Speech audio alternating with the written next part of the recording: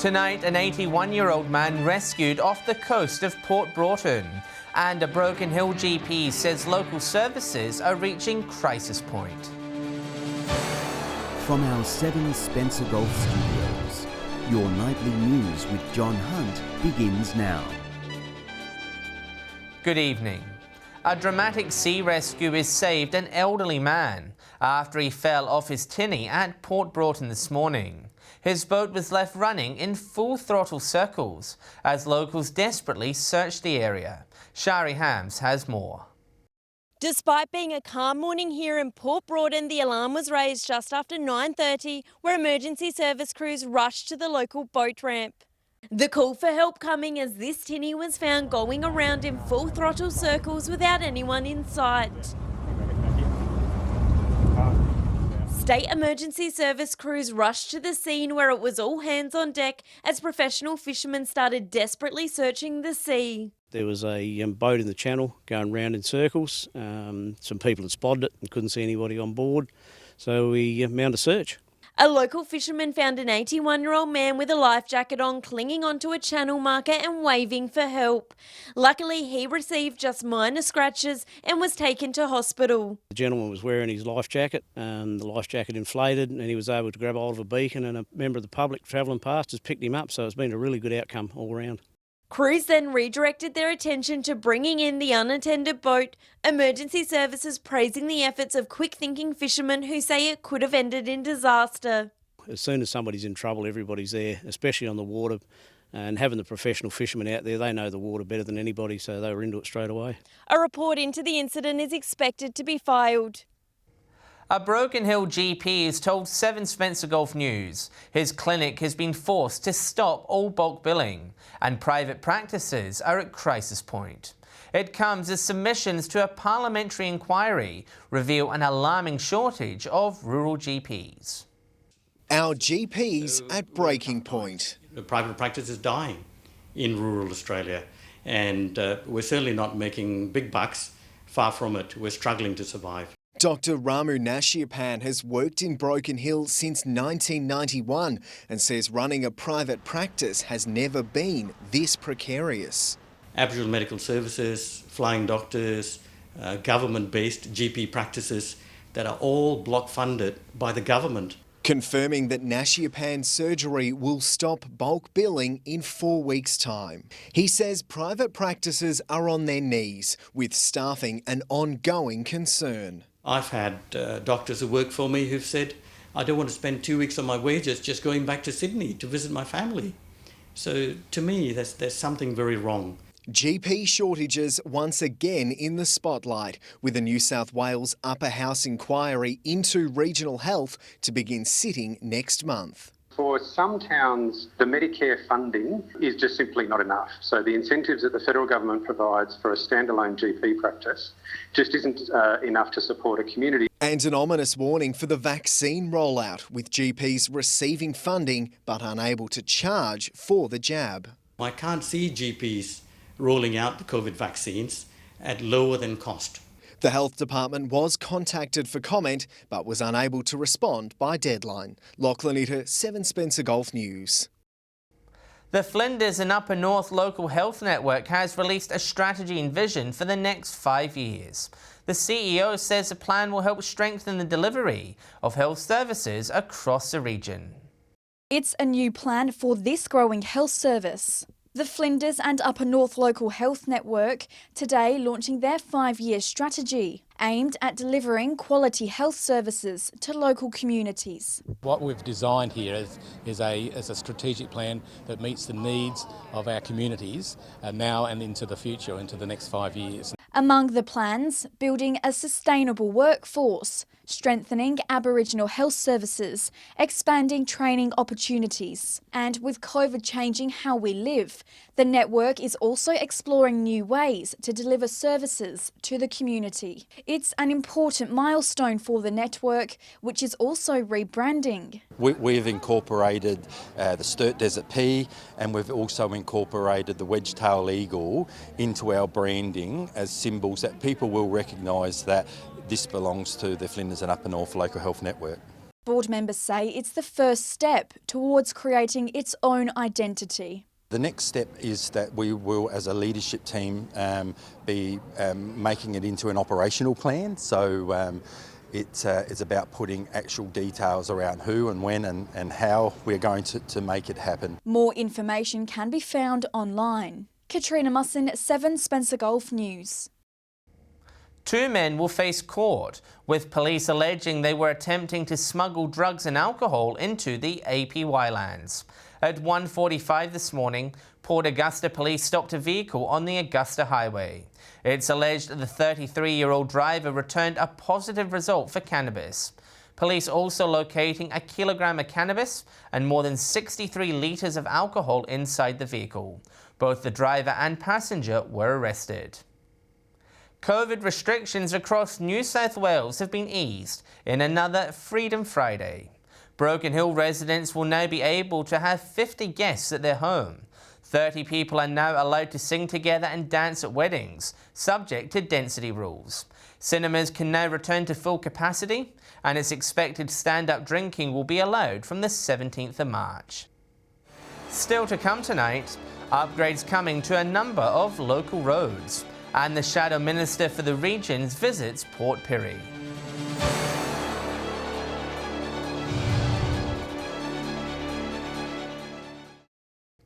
Welcome back.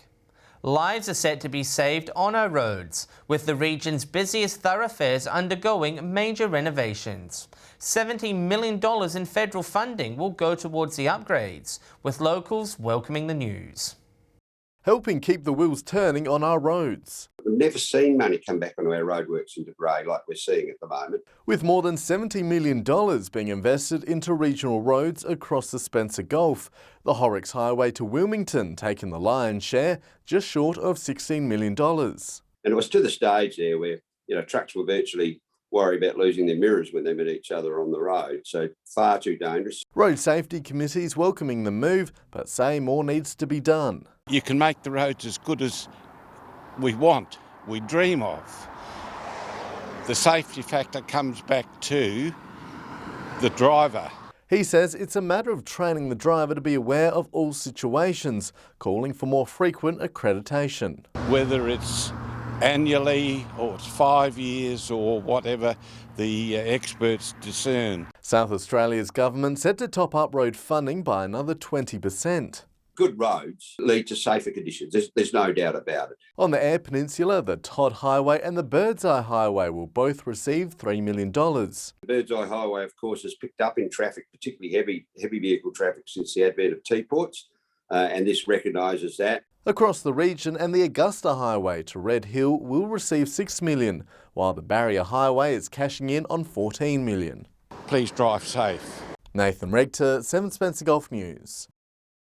The partial sealing of Yorkeys Crossing near Port Augusta is using locals for the job, helping them gain new skills for the future. Birraby Australia says it's part of their commitment to improving Aboriginal employment outcomes.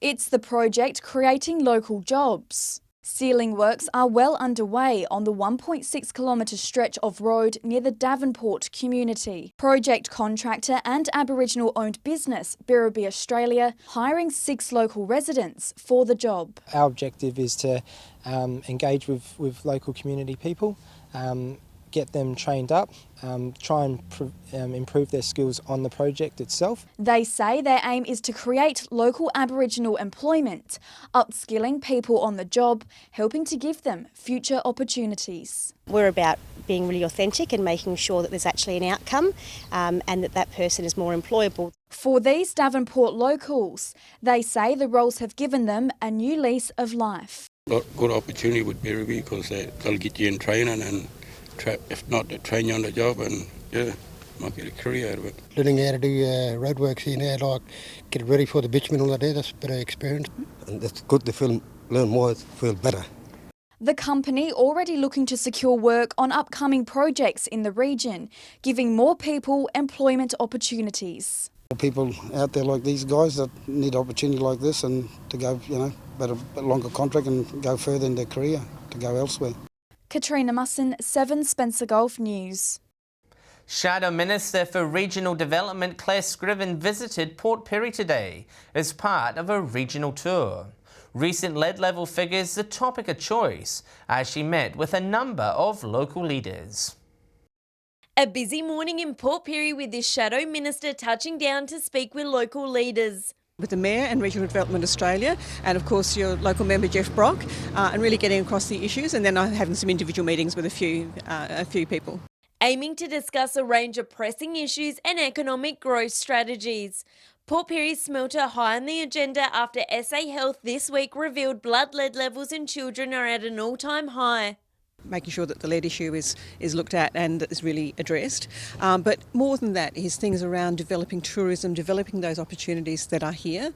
She says these types of visits are important as they help her to understand community problems. It gives people an opportunity to meet with ministers face to face, really tell them what the issues are and then make sure that they understand them and can go forward with solutions to those. Her regional tour will continue across the Mid-North over the weekend. Over to Clare next, and I'll be there tonight and tomorrow meeting with small traders and also the Mayor and CEO there as well.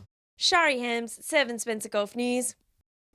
2 successful tenders have been announced for the first $4.4 million from the state government's Homelessness Prevention Fund. Human Services Minister Michelle Lensick says funding for the new projects focuses on early prevention. But Labor says the program was stalled for 6 months when services were critical for regional homeless organisations. What we have seen is more obvious homelessness occurring both in the city and in the regions. So we need to see a response to this that covers a whole range of areas. The state government says it's looking forward to trialling these new programs. Stay with us after the break. The sales come down on another Lincoln Regatta week. And the Marima Art Prize preparing to host a virtual awards ceremony.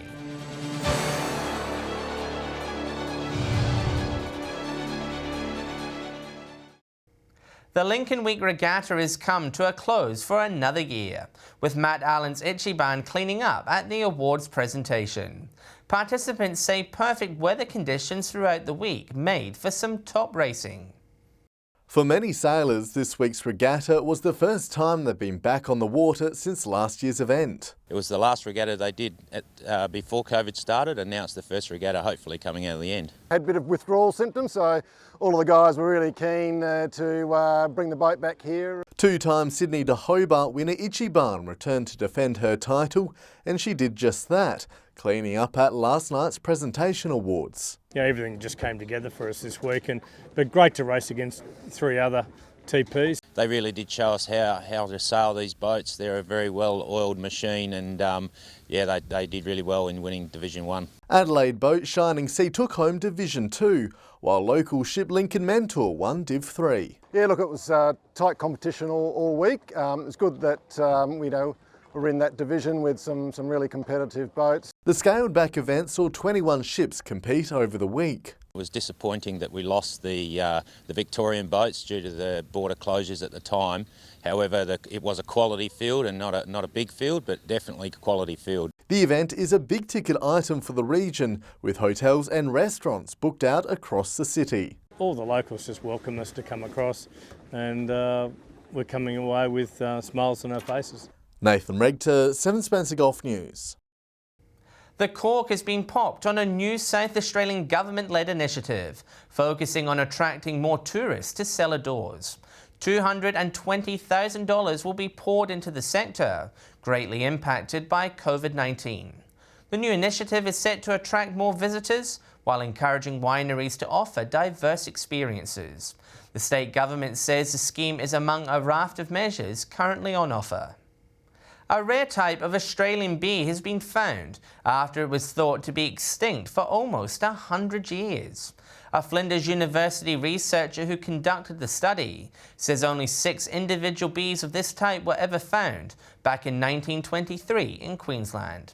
The study also warns the rare native species is vulnerable to becoming extinct. Research shows the bee only favours specific floral specimens and only lives in tropical rainforest. The winners of this year's Marima Indigenous Art Awards will be recognised in a different way, with the ceremony live streamed this evening. A special guest judge is blown away by the talent and the stories their works tell. Giving a voice to our First Nations artists, transforming their stories into masterpieces. There's a lot of connections and motifs and stories that point to the Barker. Erin Vink, a Nyampa woman and assistant curator of Aboriginal and Torres Strait Islander art, travelling from Sydney for the event. The link between the Art Gallery of New South Wales, our own gallery and West Darling Arts, generating support for local pieces. It presents a lot of opportunities to do community collaboration and also work on exhibitions together, share artworks. More than just canvases, wooden carvings and didgeridoo paintings also up for judging. $2,000 awarded to the best piece, with other prizes for emerging young and female artists. It comes down to the stories that are present and the execution of each piece. Tonight's ceremony live streamed to Facebook, but locals will still have the chance to see pieces in the flesh. 8 weeks we're open. If you're around in the region or even if you want to come out to the region, please come out and see it in person. And gain a new understanding for the world's oldest culture. Lachlan Itter, 7 Spencer Golf News. Stay with us after the break. We will preview the weekend's local cricket action. And Alex Sykes will have the weekend weather details.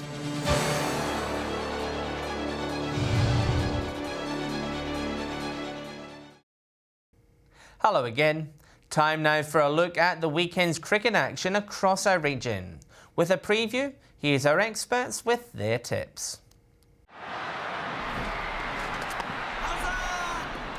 Hello and welcome to the first week of finals in Port Pirie cricket. It's all on here tomorrow from 12 o'clock with Wandera taking on Southport in the qualifying final.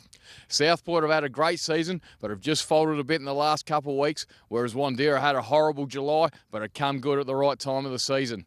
I'm tipping Wandera.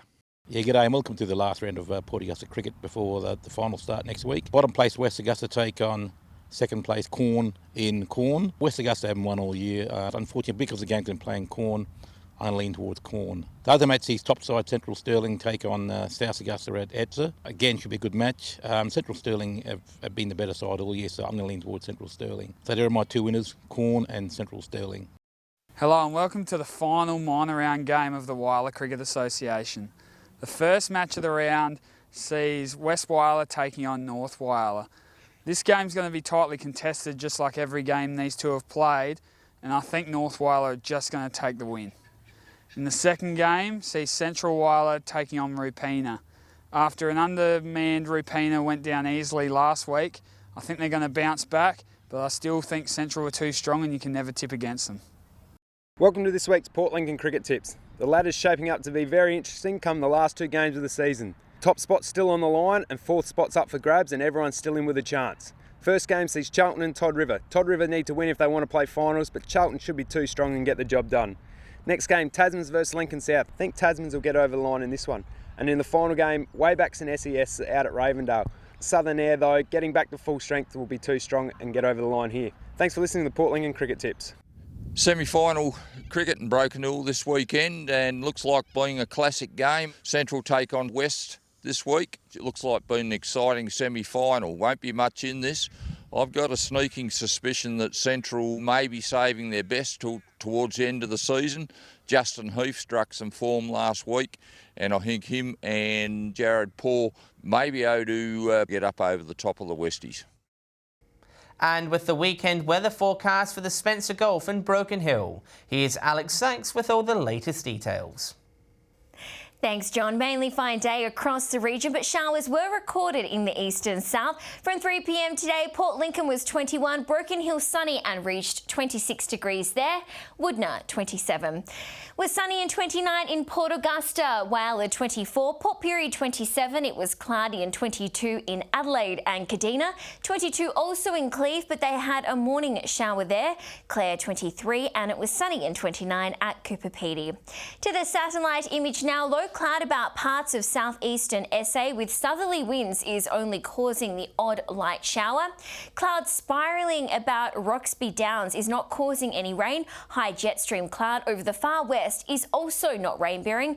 Clearer skies elsewhere with a dry mass. Moving on to the weekend's weather outlook now, and we'll start with the Gulf waters. Sunny conditions across the Gulf on Saturday. Southeasterly winds 10 to 15 knots, seas around 1 metre, and south to southwesterly swell also around 1 metre. Port Lincoln mostly sunny 23, Cleve 28, Woodness sunny and 33 degrees, Whyalla 30, Port Augusta to reach 35, sunny and 29 in Kadina. Port Pirie and Broken Hill will both reach 33 degrees. And Clare will reach 30. Mainly sunny conditions on Sunday, partly cloudy in the south and west. Cooper Pedy set to have the region's high of 40, 36 in Broken Hill and Port Augusta, and Whyalla and Kadina will both have 31. Taking a look further through the week now, and mainly fine conditions on Monday, except in Broken Hill where it's set to be sunny and 37 there. Cooper Pedy 41, 36 in Port Augusta, Woodner and Port Pirie. Similar conditions on Tuesday, a windy 30 degrees in Whyalla, 33 in Broken Hill and Port Pirie. So not a bad weekend of weather there, John, and that's all from me for tonight. It's back to you. Thanks, Alex. And that's the local news for tonight and the week. Just a reminder, you can follow us on social media at our Facebook, Twitter and YouTube pages. I'm John Hunt. Thanks for your company. I'll have updates later, and we will be back Monday at 7 p.m. Have a great weekend. Good night.